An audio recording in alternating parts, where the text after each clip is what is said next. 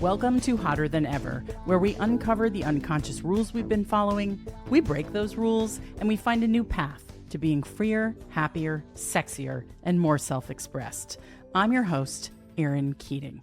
What did you think of last week's episode with Tracy T from Moms on Mushrooms? I'm dying to get your feedback. Go to Instagram and DM us at Hotter Than Ever Pod, or leave a comment or your feedback on one of the posts about that episode. Want to start a conversation about the things we're talking about here? Let's get into it.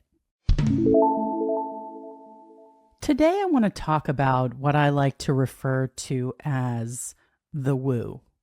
And by woo, I mean all of these contemporary notions of spirituality and paths to faith and things that replace the conventional world of religion that used to provide answers to the mysteries of life, insights into how to manage your day-to-day life. The woo includes things like astrology, human design, crystals, manifestation, intention setting, mantras, altars. Everything happens for a reason. I bet you have a visceral response to that expression. It's about the difference between making things happen and allowing things to happen. It's about the difference between forcing things and ease. So when things show up in your life and they feel easy, the woo would indicate that that is the path to take. And I want the benefits of faith, a spiritual life, but there is so much bullshit to sort through in this contemporary interpretation of all of these mystical things that I just want to talk through it, because I think we need this stuff as human beings. But there is a pendulum that swings between the head and rationality, and then this more mystical, more flowing approach to how to live life. And I want you to be able to choose the tools that are going to lift you up and support you without making you feel like you're a fucking idiot. I'll speak for myself. Let's start with astrology. I'm a Virgo. I inhabit a lot of the traits of a Virgo. I like it. I wish I was a Leo. I wish I was more outgoing. But I do see the loyalty, the sense of order, the person who can sort through chaos. That is me, and that is the Virgo. And when I feel like my life is out of control, I lean into astrology. It's embarrassing to say this. It is embarrassing to admit this, that I am this person who prizes her intellect and her ability to think through things, and that I read my horoscope. And I don't read all the horoscopes, but I have a range of horoscopes that I read. And if I'm feeling desperate, I will read the monthly horoscope and the weekly horoscope and the daily horoscope. And then I will cross-reference them against each other, because I am looking for answers in a time of fog in my life. Astrology, a phrase, a sentence, something, an idea for a moment, because I can never hold on to it, for a moment can make me feel like, okay, I've got a pathway through the fog. I can see my feet. I know where I'm going. I can't hold on to it. It doesn't sink into me. But for a moment, it gives me some kind of relief, and I'll take that. I think a lot about manifestation and intention setting. I think when you're trying to change your life, you have to spend time thinking about what exactly it is that you want next, and writing about it, and envisioning it, and making vision boards. My favorite thing. I love a collage. Who doesn't love a collage to make vision boards that depict what your life is going to look like if all of your dreams come true? And for me, I always find language in a magazine that I think, oh, that speaks to me. I'm going to put that on the vision board. This ad, this quote, this something from a fashion spread. These things speak to me. And because they speak to me, they're going to go on my vision board. I I think there's something to that, to spending time in this place of what do I want? What do I want my life to be? What does it look like? What does it feel like? And writing down some intentions for the next month, the next 6 months, the outcome of a project, the course of a new relationship. I think there's something powerful about getting it out of the muck and swirl of your mind and putting it into a more concrete form. And I know people in business who start meetings with an intention, who walk into a room having set an intention. My intention is to have the outcome of this meeting be XYZ, and for me to show up as this version of myself that I think will do the job the best. I love that. I feel like whatever can bring you to where you are in the most present and mindful way possible, fantastic. Do it. Sometimes a mantra can help. Repeating a sentence over and over again in the mirror or in front of your homemade altar that contains all the objects that you find have some spiritual significance. I mean, it's so silly to me in some ways. The rational right brain, left brain, whatever the side of your brain that is supposedly really rational, that side of the brain looks at the altar in my bedroom with candles and incense and a little Ganesh from a trip I took to India, and a little painting of clouds that my daughter did, and a little plaque that says Shalom from my Irish Catholic grandmother because she loved Jews so much and was so proud to have a Jewish granddaughter. All of these things hold some kind of totemic significance for me. And so when I spend time lighting candles, repeating a mantra, setting an intention for the day, I think it's really, I don't know, no harm done. I guess that's how I feel. No harm done, and it makes me feel better when I bring the presence of mind to that experience. I am more grounded in what it is that I want, the outcomes that I want, the results that I want, the state of mind that I want to be in, which is one that celebrates ease and flow, and that doesn't ever have to force things or jam things, that isn't about making it happen. I'm going to make it happen. I spent a lot of my life in that mindset. And what that mindset comes with, for me, is a tremendous amount of stress and a tremendous amount of anxiety and a big, giant, pulsing, aggressive, unhappy, frustrated feeling that if only I accomplish X, Y, and Z, that feeling will go away. When in fact, it may be the process of holding on so tight and being so intense about things that causes that nervy jumble to really gain power and strength in my mind. And in my 50s and beyond, what I want in my life is to go towards the things that just show up with ease, that just seem to be presented to me by what we like to call the universe. What is the universe? I think at some point saying the word God got too freighted with conventional Judeo-Christian ideas. So people started to say the universe. And look, it's as good a phrase as any, right? And people started to say things like, if it's meant to be, it will happen. And if it's not meant to be, it won't. And that is a way to look at life and say, I'm in acceptance. I'm not going to push against things in order to make them happen. Now, that doesn't mean you can't have goals and drive and ambition, which I have a lot of ambition. I have a lot of big dreams and goals, and I know that you do too.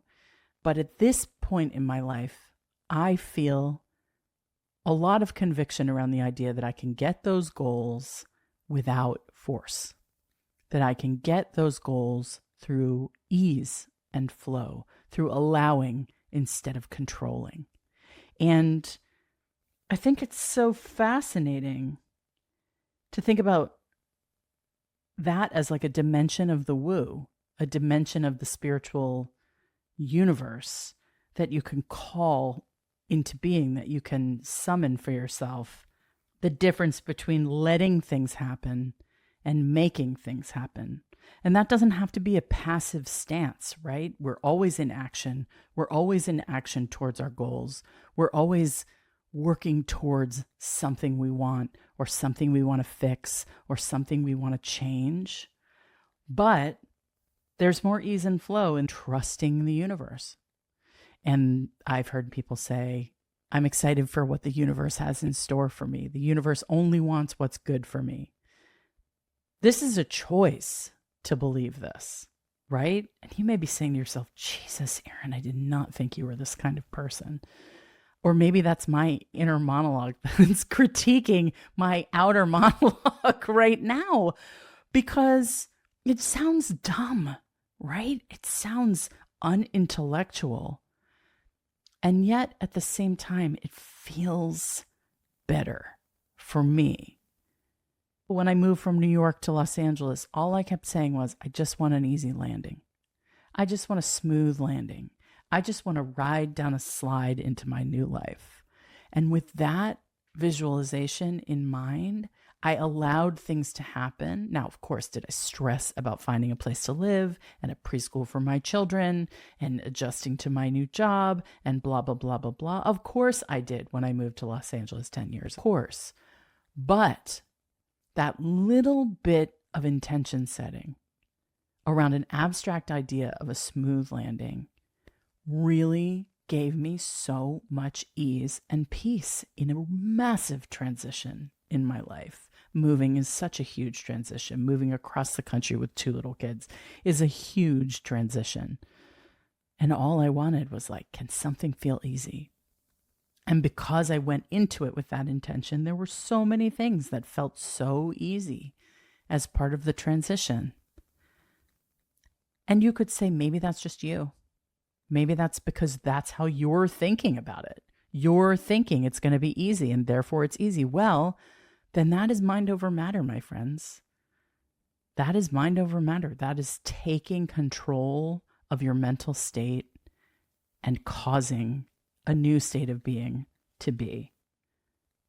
I always say that in life, if you know what the what is, the how is none of your business. The how will take care of itself. So I knew I wanted to launch a podcast, for example. I wanted to launch a podcast. I didn't know how to do it. I knew I had done things before. I had made television shows before. I had made media before. I basically understand the creative process when it comes to making a media product. And people showed up in my life because I put one foot in front of the next, like my amazing producer, Erica, and my associate producer, Lena, and my new associate producer, Melody, and my brother who wrote the theme song. Like, all of the how figured itself out. All of the how became clearer as I went. But because I knew what the what was, and I set a deadline, and I backed my way into it, it made space for the how to reveal itself. You always think that there's 2 ways something can go in life. Well, it's either going to be this or that. I'm going to be divorced and single and miserable and just focus on my kids and focus on my career, or I'm going to be a big slut and sleeping around. Oh, sorry. Am I telling my story? I'm going to be sleeping around with a whole bunch of guys, but I'll never find a relationship. I'm not going to be in a relationship. That's not in the cards for me. When what usually happens in life is the third path, the path that you would never have predicted, the path that you could never think of in your mind. Oh, I'm going to go look for a job, and I'm either going to get this amazing job or that amazing job, or this mediocre job or that mediocre job. And then all of a sudden some random other job shows up and you're like, oh, actually, this is the one that's going to work the best. And I did not force this, contrive this, scheme for this. It just showed up. And That's a weird woo thing too, right? You think everything is black and white, but in reality, everything is gray. Everything is gray. And these notions of crystals having healing powers or altars being some physical manifestation of the spiritual, this idea of the universe. What? All of these things seem so silly when you talk about them, but human beings, and one thing I learned from the Landmark Forum 1,000 years ago, speaking of woo adjacent, I did some time in the Landmark Forum, which is a very intense self-help program that has a lot of proselytizing involved. You have to sort of recruit people to come and be a part of it. And one of the things that I took away from the Landmark Forum is that human beings are meaning-making machines. And what we want to do is imbue crystals with healing powers. We want to make them mean something. We want to make the placement of the stars mean something about who we are and how our day is going to go, and whether we're going to get that promotion or whether we're going to be in love in 6 months or prognosticate about our future. There are some of these things that are rigorous practices that allow us to get in touch with ourselves and our own desires and our own wants and needs in the world. And any path will get you there if you come to it with clarity and intention. Any one of these tools, I have a couple of friends who are into this thing called human design, which is kind of a combination of chakras and astrology, and people who are into it are going to be mad at me because I'm not describing it correctly. But you are basically given certain archetypal attributes based on your date and time and location of birth. And some people believe that that interpretation of those pieces of data can tell them a lot of things about how to live their lives and where their strengths are, where their strengths are not.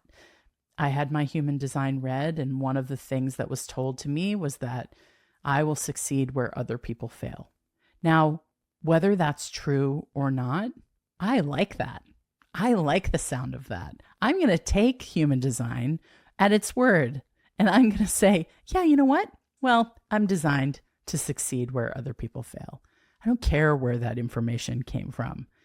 If someone believes that's the interpretation that's appropriate because I was born in a certain place and time, I like the sound of that. I'll put that in my little toolbox and remind myself of that on the days when I don't feel designed to succeed where other people fail.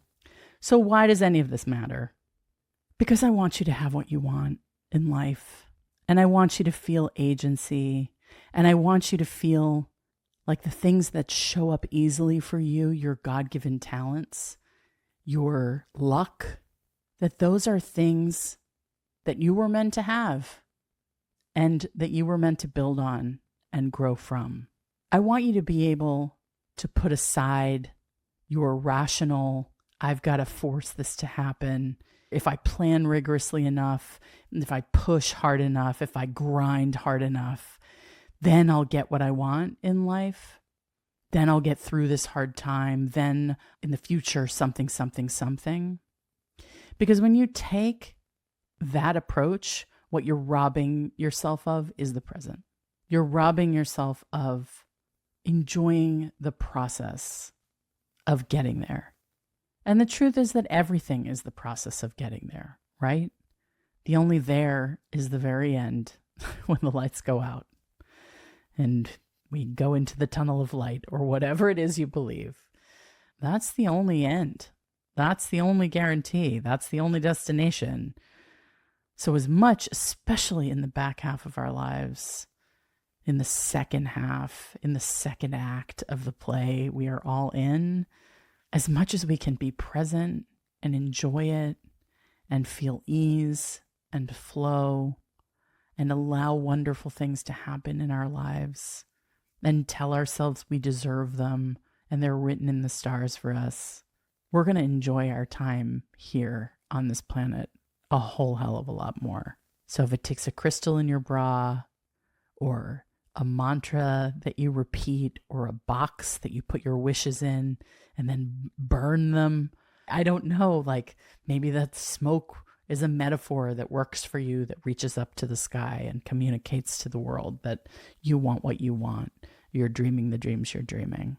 That's why I stay woo adjacent, because I want to be reminded that I don't have all the answers and that life is a beautiful mystery and you never fucking know what's going to happen next and what the universe has in store for you. Thanks for listening to Hotter Than Ever. If you enjoyed this meditation on the woo, please tell your friends about it. Follow the show on whatever platform you're listening to right now, and rate and review us on Apple Podcasts. That really helps other people who may not have heard about Hotter Than Ever yet find the show. There's so many women out there, and maybe some guys, who would get a lot out of these conversations. I believe that in my bones. Hotter Than Ever is produced by Erica Gerard and Podkit Productions. Our associate producer is Melody Carey. Music is by Chris Keating with vocals by Isa Fernandez. Come back next week. We have such a sexy and fascinating conversation. You are going to love it. God, have I told you lately that you're so fucking hot? Jesus, you're a smoke show.